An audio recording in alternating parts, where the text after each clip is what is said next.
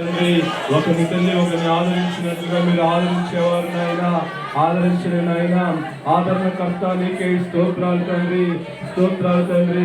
అయా కేరళ రాష్ట్రం గురించి మరి ముఖ్యంగా ప్రార్థిస్తున్నాం తండ్రి.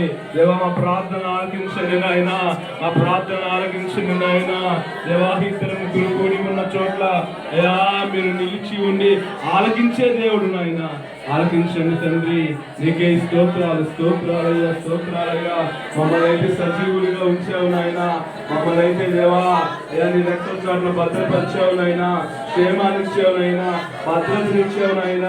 దేవా కేరళ రాష్ట్రం కూడా ఎవరందరికీ నెమ్మదిని మనశ్శాంతిని దేవా దేవా ప్రశాంతతని దయచేయండి నాయన.